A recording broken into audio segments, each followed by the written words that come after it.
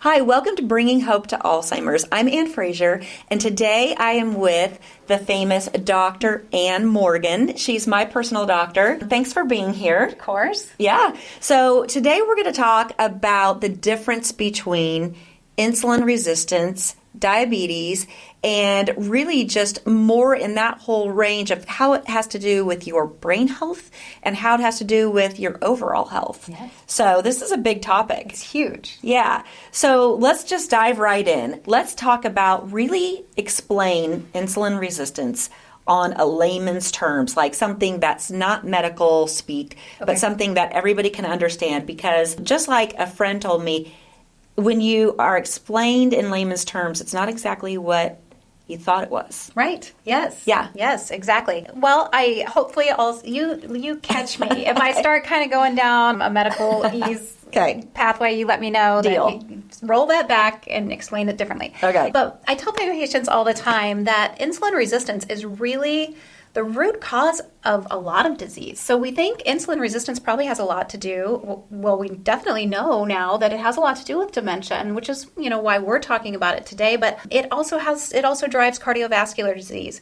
We've known for a long time that it's what contributes to diabetes. That's insulin resistance becomes diabetes. There's a continuum here. And all of us have some degree of insulin resistance. And then hormones. Actually, PCOS is polycystic ovarian syndrome is also an insulin resistant disease. So what is insulin resistance? Well, first of all, I think it's best to explain what insulin does. So I always say that insulin is like a scout, right? It goes out ahead of the meal, ahead of your taking in food for energy, and it prepares for that meal, right? So we know that we've been told that food is our fuel, food is our energy.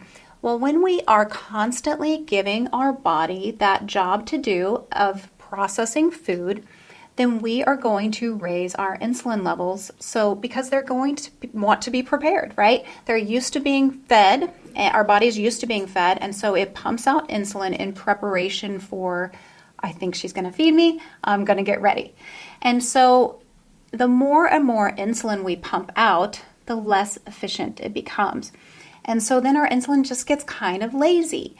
And then it doesn't work as well to process our food to fuel. We end up storing more fat and seeing our blood sugars rise.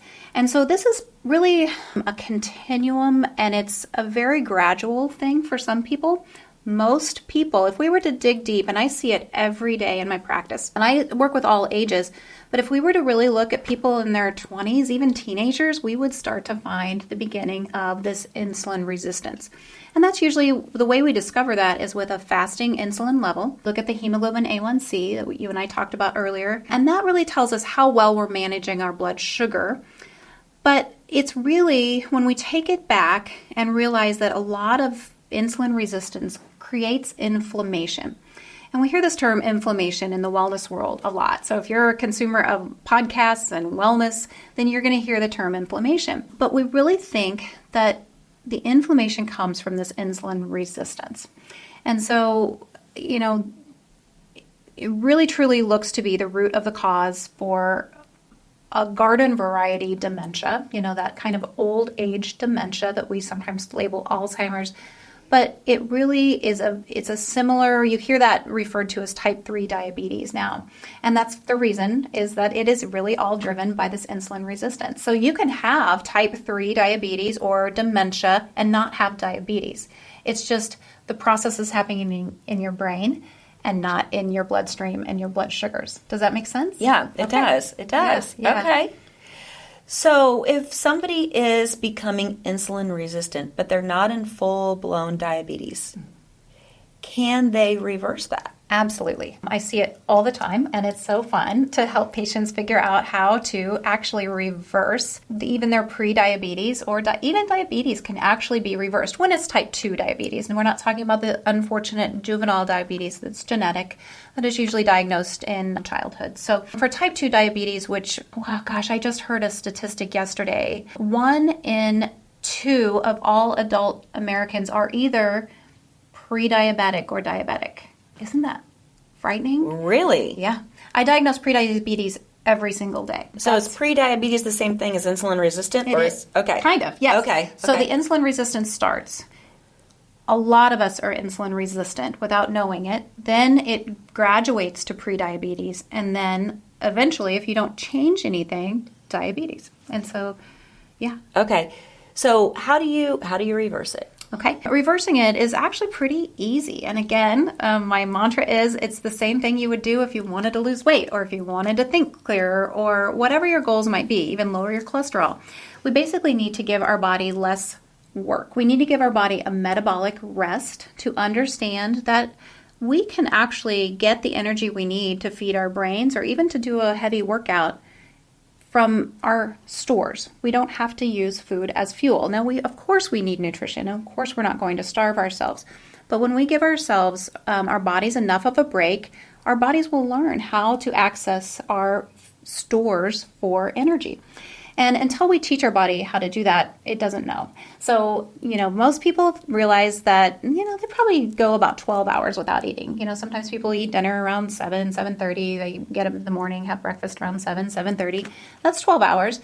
That's actually not enough time. So this whole concept of intermittent fasting is a huge part of reversing this insulin resistance track. So when we give our bodies just 14 hours, that's the magic number.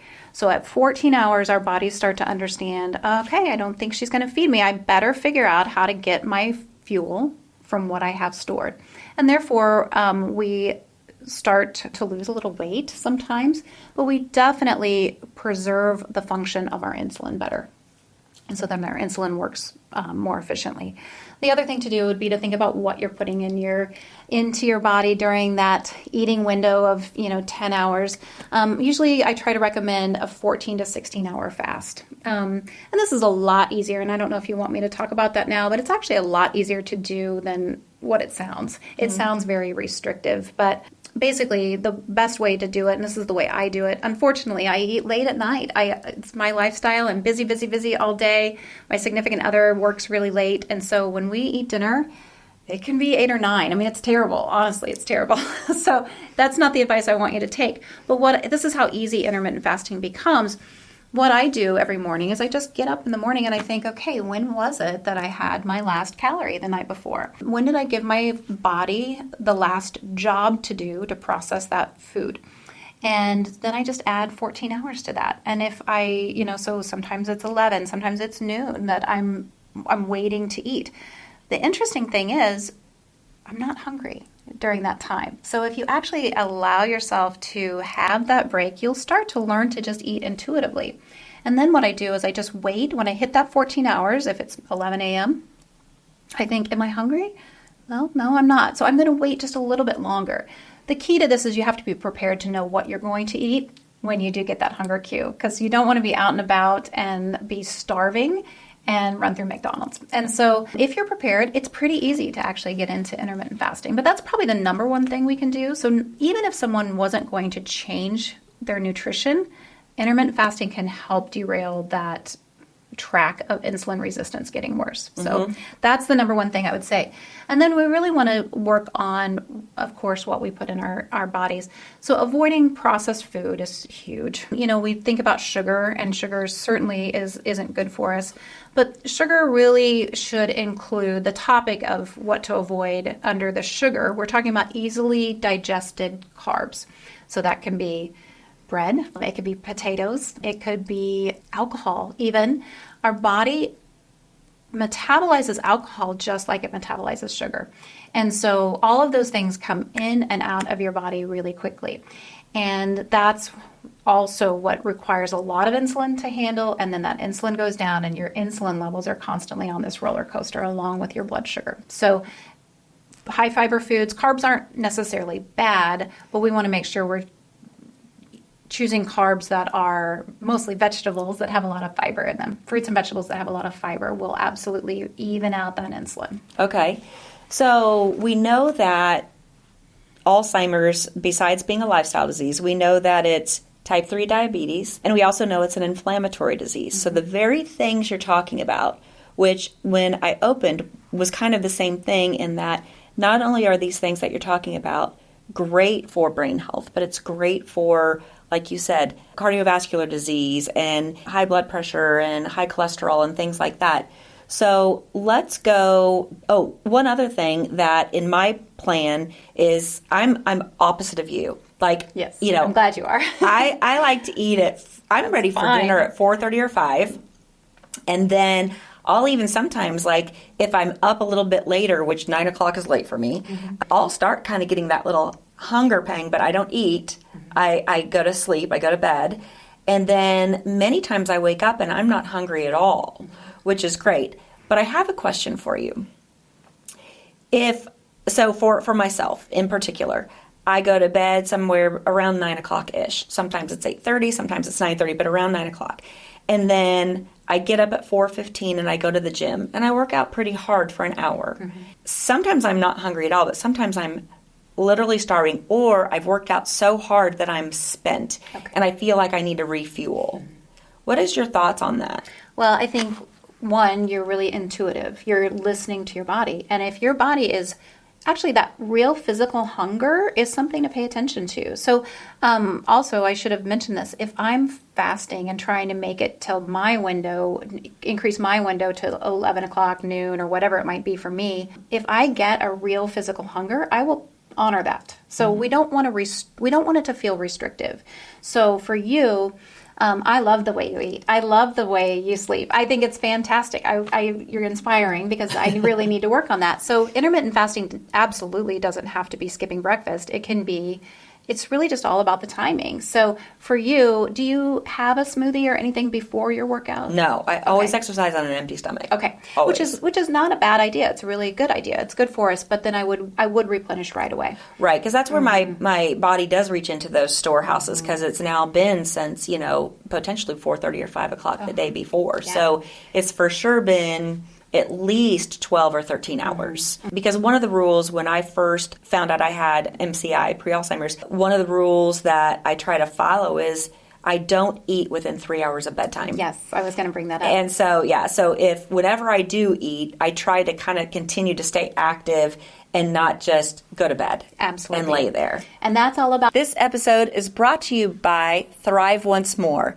And I'm going to tell you a personal story, because Thrive Once More, I was looking for a new functional medicine, integrative medicine doctor, and I found Dr. Ann Morgan. She was a ER doctor for 22 years and got tired of seeing people come in so sick and just being able to treat the symptom that was happening at the moment and not really the inside of the body. So she started her own practice called Thrive Once More, where she helps men and women figure out what medical issues are going on in the body and how to get to the root cause so you can actually heal and not just take a pill or do something that's going to just treat the symptom and not the problem. So Thrive Once More, Dr. Ann Morgan, she's my personal doctor. If you want to make an appointment for just a quick consultation, you can go to thriveoncemore.com. And we want to thank her for being a supporter of this podcast. So the reason that you'll hear Dr. Bredesen say that, for those of you who aren't familiar with Dr. Dale Bredesen, he created the Bredesen Protocol, he wrote the book, The End of Alzheimer's. And that's a big thing that he promotes, and I absolutely agree with it. But he explains that the reason that you want to not eat 3 hours before bedtime is all about insulin. And that is you don't want to go to bed and be churning out insulin and trying to metabolize your food while you're sleeping. One, you don't get as good a quality of sleep, for sure. Patients tell me that all the time. They don't sleep well with a full stomach, and it's absolutely true. But it kind of puts you on that blood sugar roller coaster that we're trying to avoid when we're working on insulin resistance. Okay, so let's switch this now over to alcohol. So we know that, and people will argue about red wine. Okay, I get it. But let's just talk about alcohol in general. And we touched on it for a moment with the insulin resistance. But in my thought process, and you can correct me if I'm wrong, there's not really a lot of redeeming properties in alcohol for our bodies. True. And so if that's the case, but we still socially, every once in a while or special occasions, have a drink, can you talk us through why what alcohol does to us on the insulin resistance stage, and then what we need to do, or what are some, if somebody did say, it's a special occasion, I'm going to have something, what are the alcohols that might be better for you than others? Okay, that's a good question. Yeah. Yeah. So I think you're right in your statement that alcohol really doesn't serve us. There's really no redeeming qualities of alcohol. You know, you hear back and forth on red wine and the benefits of that. And they say that 5 ounces of red wine a day is probably not detrimental and maybe beneficial. And that's because of that dark red color, the resveratrol, the phytonutrient that's in the skins of the red grapes, that can be beneficial for us as an antioxidant. But we could also get that from berries, right? Berries, or even a supplement if we wanted to take one. So that's the only way you could make an argument that red wine can be a beneficial thing. And so it's kind of a weak argument, but you'll hear people make it. And at 5 ounces a day, that's a pretty small glass of wine. Most of our pours are actually much bigger.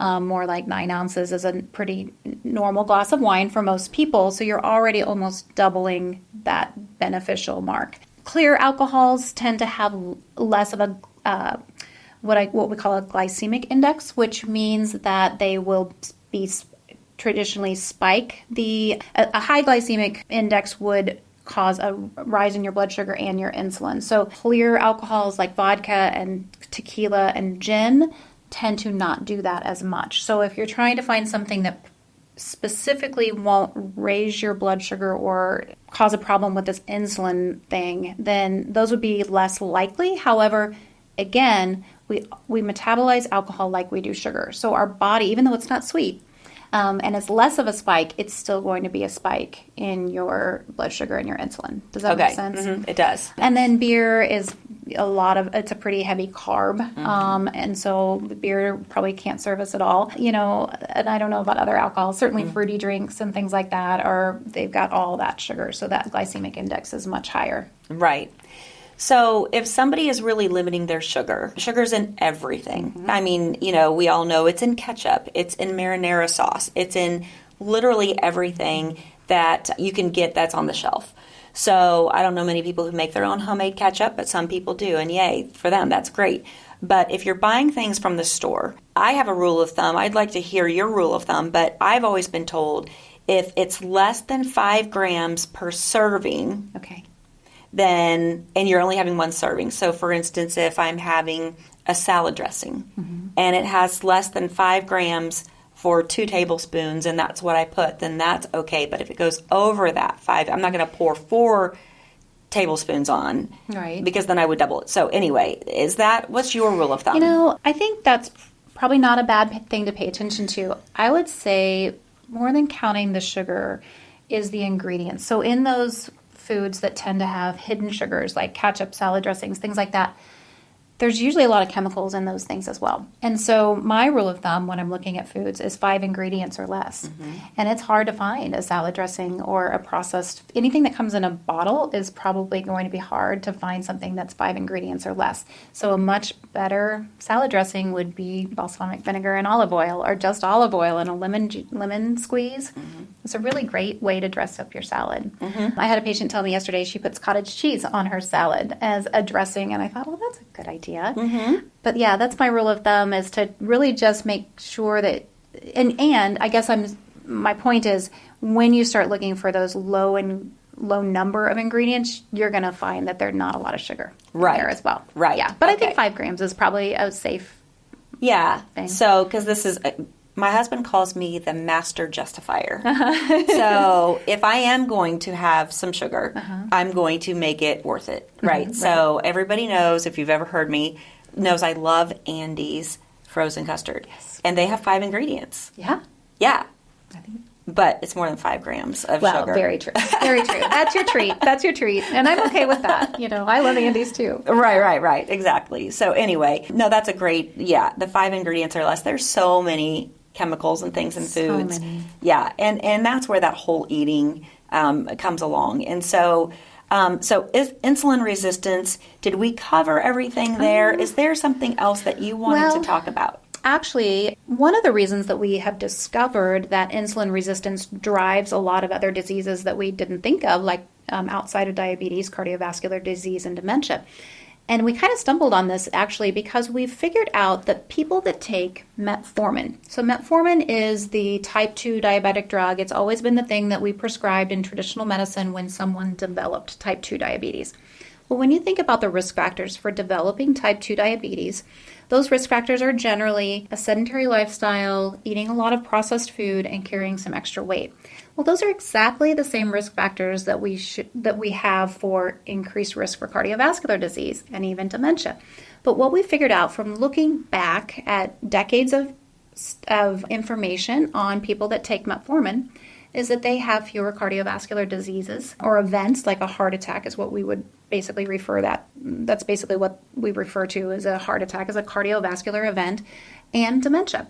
And so we figured out kind of by happenstance that this is probably the root cause of those other diseases. So metformin can be a really good medication. Now that's a medication. It's not a supplement you can take. You have to have a doctor's prescription for it. I take metformin. A lot of my patients take metformin. And this is really all about, to me, a longevity piece. And this is kind of piggyback on that. All of the new weight loss injection medications that are all the rage, they really are all based on the concept of metformin. So this is where everything started. And you'll hear news stories and studies now that show that they now have a indication for cardiovascular disease. And I think they're going to have an indication for dementia someday too. So there is something to the idea that we would proactively treat insulin resistance with metformin, even for non-diabetics.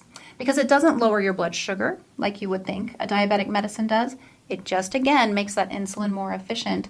So it makes sense to take even if you're not diabetic. Okay. And there's some supplements that act like metformin that are not a prescription. Right. And so can you talk about that? Yeah. Berberine. Most people who kind of investigate this topic really know a lot about berberine. And we call that nature's metformin. And I think it's a really very, very safe supplement to take if anyone wants to just try berberine. It can do some similar things as far as helping balance out that insulin response. Nice. Okay. Yeah. Very good.